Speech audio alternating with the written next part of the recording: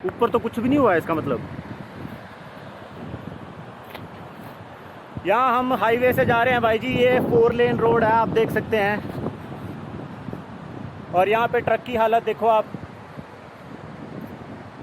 ये ट्रक और ये हिमगिरी बस, साथ में एक एनसी यहाँ।